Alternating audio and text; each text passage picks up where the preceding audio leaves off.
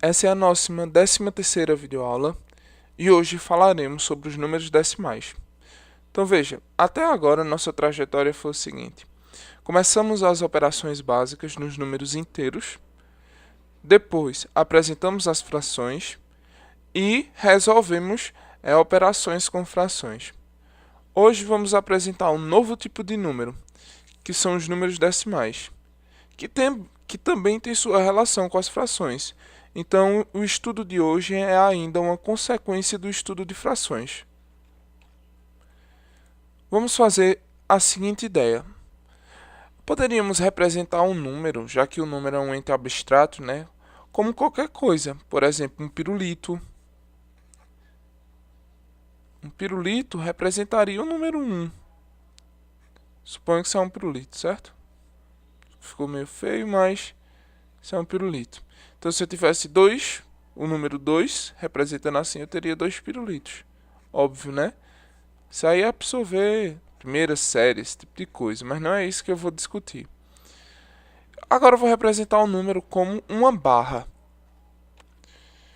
Então, essa barra, hoje, agora, não está representando só uma barra.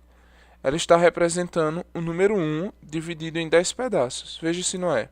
1, 2, 3, 4, 5, 6, 7, 8, 9, 10. 10 pedaços. Certo? Vamos supor que eu vou e achuro, ou seja, risco, um desses pedaços. A fração que representa isso, a gente já viu, é 1/10. Ou seja, eu estou pegando um número, dividindo por 10, e eu estou marcando um desses décimos. Então vamos criar uma nova notação matemática para isso. E vamos criar essa notação dessa maneira.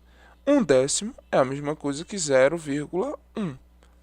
Bom, você deve estar perguntando, para que eu vou fazer isso? Qual é a utilidade? Bom, na verdade, na matemática acontece muito isso. O matemático vê uma nova representação, trabalha ela e vê que ela é bastante útil para a resolução de alguns problemas. E você vai ver que essa representação decimal também é bastante útil para a resolução de alguns problemas. Então vamos supor o seguinte, que agora eu não tenho mais um dessas partes do número 1 achurada. Lembrando, essa barra ela está representando o número 1. Então eu tenho duas partes achuradas. Melhor assim do que da primeira maneira. Então vamos achurar assim. Eu tenho essas duas partes achuradas. Então a fração que representa minhas partes desenhadas, pintadas, achuradas, são 2/10. Que na nossa nova notação, a gente coloca como 0,2. Ok? Vamos para mais um caso. Se no lugar de duas partes achuradas, mais uma vez, essa barra ela representa o número 1. Como um pirulito poderia representar esse tipo de coisa. Mas eu tenho agora 5 desses pedaços de barra. Então, 1, 2, 3, 4 e 5. Ok? Então, qual seria a fração que representa minhas partes desenhadas, pintadas? Seria 5/10, que a gente representa na nova notação de 0,5. Agora, nesse mesmo número, se a gente tivesse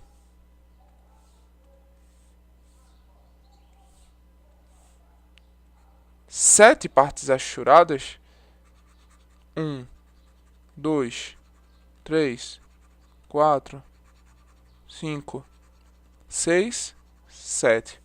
A fração que representaria as partes pintadas seria 7/10, que é a mesma coisa que 0,7. Então, Vocês devem ter entendido a ideia básica desse conceito, certo? Dessa nova representação. Sim, mas vamos ver outras maneiras também, certo? Porque eu dividi um número em 10 partes. E se eu dividisse um número em 100 partes? Como é que ficaria? Vamos ver agora. Veja bem, este quadrado ele foi dividido em 100 partes. Vamos ver se tem 100 mesmo? 1, 2, 3, 4, 5, 6, 7, 8, 9, 10 linhas.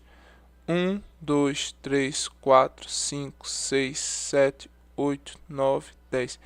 Se tem 10 linhas e cada linha foi dividida em 10 colunas, nós temos 100 partes, certo? Porque 10 vezes 10 é 100. E esse quadrado vai ser do mesmo jeito a representação do número 1. Ok? Este quadrado vai representar o número 1 agora. Agora veja, eu tenho 100 partes. Se eu tivesse apenas uma dessas partes achurada, qual seria a fração que representaria isso?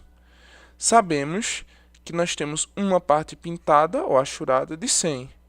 Então é 1/100. E na nova notação decimal, a gente disse que isso é igual a 0,01.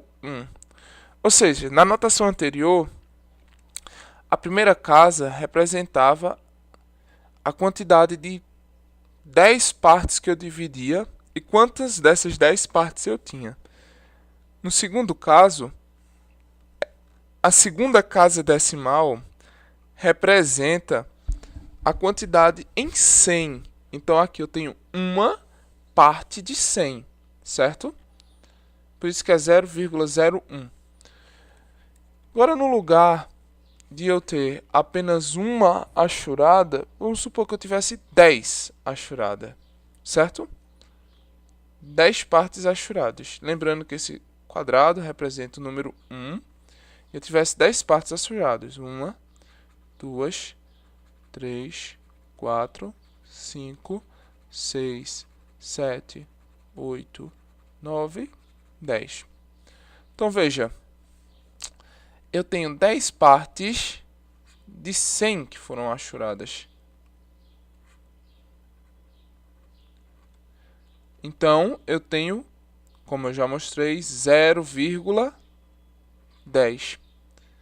Só que veja, eu posso simplificar essa fração também. 10 sobre 100, vou levantar um pouco aqui para você não estar olhando muito para baixo. 10 sobre 100. Se eu cortar as vírgulas, os zeros, quer dizer, como já vimos nas aulas anteriores, eu tenho 1 sobre 10, que é 0,1. Ou seja, eu estou dizendo que 0,10 e 0,1 são equivalentes, já que saíram da nova fração. Isso indica que acrescentar zeros é irrelevante, certo? Então, 10 centésimos é 0,10, ou seja, porque eu tenho 10 partes dessa 100. Aqui eu só tinha uma parte dessa 100, e aqui eu tenho 10 partes dessa 100. Vamos para mais um. Se tivesse 15 partes pintadas. Então vamos já achurar aqui. Então vejam, eu tenho 15 dessas partes achuradas. E lembrando que esse retângulo representa o número 1. Se ele representa o número 1 e eu tenho 15 dessas partes, a fração que eu tenho é 15 centésimos. Ou seja, significa que eu tenho 15 dessas 100, que é a nova notação que a gente está utilizando, né? Bom, ok.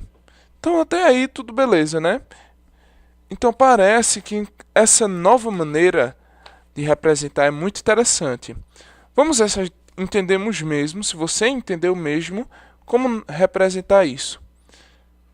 Vá botando pausa e vendo se você consegue enxergar. 0,5 nessa nova notação representa que fração? Se parar um pouco para pensar, eu tenho 5 partes de 10 aqui, então seria 5 décimos. Ok? 0,12 representaria quanto? Ó, a primeira casa já não é 10. Está na segunda casa, como a gente viu, é 100. Então, seria 12 partes de 100. Quem seria 0,37? Tem duas casas decimais, então são 100. Então, 37 sobre 100. 0,01, primeira vez, né? Se uma casa era 10, duas casas 100, três casas tem que ser 1000. Então, eu tenho uma parte de 1000, um milésimo. Ok até aí? Então, vamos para mais um exemplo. Se eu tivesse 0,024, veja que está com 3 casas, então é 1000. Então, eu tenho 24 partes de 1000. Isso num número só, né? Quem seria 0,137? Também 1000, porque tem 3 casas e eu tenho 137 partes pintadas, vamos supor, de 1000. Quem seria 21 sobre 10, por exemplo? Veja, eu tenho uma casa decimal, né? Só, porque tenho 10 aqui. Então, seria 2,1. Ou seja, eu tenho 2 inteiros, certo? E eu tenho uma parte de 10 ainda. Ok? Bom, quem seria 37 sobre 10? Do mesmo jeito, tem que ter uma casa decimal só. Então, 3,7. Agora, se eu tivesse 554 sobre 100, como a gente viu, 100 tem que ter duas casas decimais, né? A gente viu bastante bem isso aqui, nesses dois exemplos, ó. Duas casas decimais. Então, aqui também vai ter duas casas decimais. E quem são? 5,54. E, por fim, 812 sobre 100 tem que ter duas casas decimais, então fica 8,12, ok? Bom, obviamente vocês percebem que a nova notação, ela nada mais é do que uma nova representação da fração, certo? Mas vamos mostrar que os números decimais vão além disso. E é muito interessante isso, porque essa nova notação, que eu esqueci de falar, são chamados de números decimais. E eles têm utilidades gigantescas. Veja bem, a gente partiu de apenas uma nova maneira de representar uma fração e vai chegar num resultado fantástico. Eu já vou adiantando para vocês. Qual é a grande ideia das frações? A primeira grande ideia das frações. Tem outras utilidades, mas a primeira que vamos utilizar é a seguinte. Se eu pegasse 24 e dividisse 25 e dividisse por 4, por exemplo. Vamos fazer a divisão aqui e vamos encontrar uma coisa que não encontramos até agora. 25 dividido por 4. 5 vezes 4, 20. 6 vezes 4, 24. Então é 6. Então vem menos 24. Sobra 1. Sim, sobrou 1. E daí? Mas não tem nenhum número mais para descer. Você percebe isso? Que ficava antes descendo. Mas aqui não tem mais nenhum número para descer. Estranho, né? Então restou 1. Isso aqui é chamado de sobra. Logo, na próxima aula, com os números decimais, vamos aprender a não ter mais sobra. Usando o quê? Os números decimais, óbvio. Então vamos lá, ó. Vamos pegar outra divisão aí. 926 e dividir por 5. Veja que vai dar a mesma coisa estranha. Porque a gente não viu isso nas aulas anteriores, né? Você já pode ter visto, mas essas aulas eu estou contando que como se eu estivesse ensinando do básico mesmo, né? Então vamos começar pelo 9. 1 vezes 5, 5. Então vem menos 5 para cá. 9 menos 5, 4. Desce o 2. 8 vezes 5, 40. Então vem menos 40 para cá. 42 menos 40, 2. Desce o 6. 5 vezes 5, 25. Então vem menos 25 e sobra 1, porque não tem mais que número descer. Vou mostrar mais um. Então tem muitas divisões que são assim. Muitas mesmo. Então, 315, na verdade, infinitas. 315 dividido por 7. Vamos lá. Vamos começar pelo 31, ok? Porque agora a ideia é pegar um número que vezes 7, que dê 31, e dá 4. Mais próximo de 31. 4 vezes 7, 28. Então, menos 28 para cá. 31 menos 28, 3. E desce 5. Ok?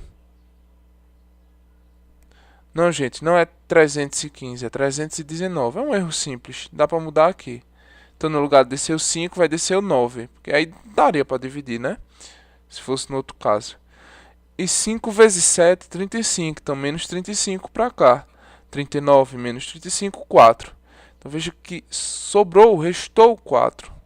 Que é a sobra, de novo. Resto. Ou sobra. Então, os números decimais, eles vão nos possibilitar resolver isso na próxima aula. Essas divisões. Mas veja bem. Vamos revisar aqui. A ideia da videoaula de hoje era apresentar os números decimais. O que são números decimais? São apenas uma nova maneira de representar essas frações que estudamos, certo? Então, essa nova maneira pode parecer besta e redundante, que não serve para nada, mas vamos mostrar que ela tem inúmeras utilidades. Então, essa foi a videoaula, uma videoaula curta, só apresentando os números decimais. Vamos ter várias videoaulas utilizando os números decimais, assim como tivemos várias videoaulas utilizando as frações.